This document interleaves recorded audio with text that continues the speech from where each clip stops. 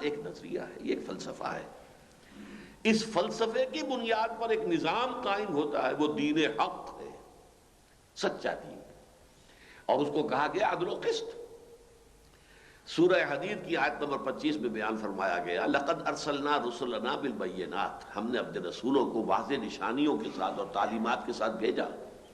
وانزلنا معهم الکتاب والمیزان، اور ہم نے ان کے ساتھ کتاب اور میزان اتاری لیقوم الناس بالقسط، تاکہ لوگ عدل پر قائم ہو.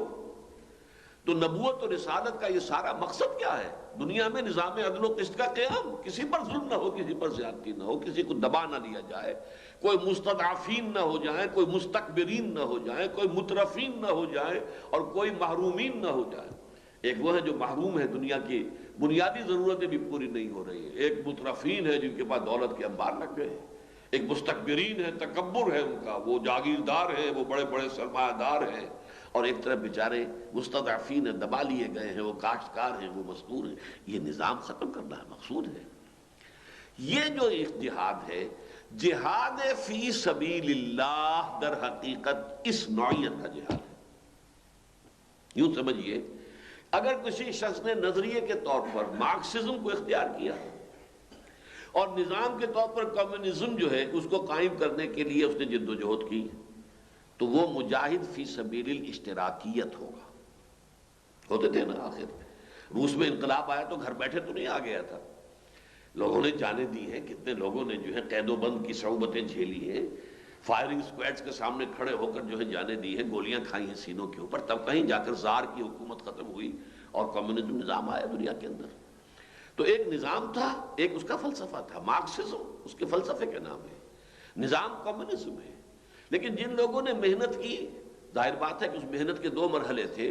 ایک مارکسزم کو پھیلانا، دنیا میں عام کرنا، لوگوں کے ذہنوں میں راسخ کر دینا، لوگوں کو اس کا ہم خیال بنا دینا. پھر ایک جد و جہد تاکہ نظام جو ہے وہ کمیونزم پہ قائم ہو جائے.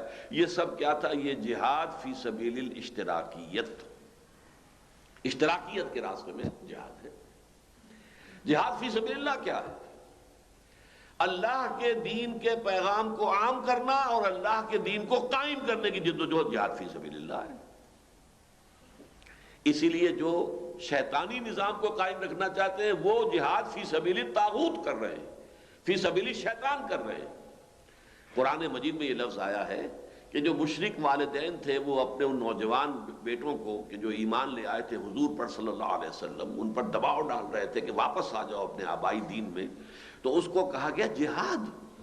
وہ شرک کے لیے جہاد کر رہے تھے جب وہ دباؤ ڈال رہے تھے اپنے نوجوان بیٹوں پر. وَإِن جَاهَدَاكَ عَلَىٰ أَن تُشْرِكَ بِي مَا لَيْسَ لَكَ بِهِ عِلْمٌ فَلَا تُطِعْهُمَا. دیکھو اے نوجوان مسلمان، تم پر تمہارے والدین کا حق ہے، ان کے ساتھ نیک سلوک کرنا، یہ ہم نے وصیت کی ہے. لیکن اگر وہ تمہیں مجبور کریں، تم پر دباؤ ڈالیں، تم سے جنگ کریں، تم سے جھگڑیں کہ تم میرے ساتھ شرک کرو، تو ان کا کہنا مت مانو. تو وہ مجاہد فی سبیل الشرک تھے. ابو جہل بھی مجاہد تھا فی سبیل الشرک، اور محمد الرسول اللہ اور صحابہ کرام مجاہد تھے فی سبیل التوحید، فی سبیل اللہ، فی سبیل الدین، دین کے راستے میں جہاد کرنا. تو یہ گویا کہ تیسرے لیول کا جہاد ہے جو جہاد فی سبیل اللہ قرار پائے گا.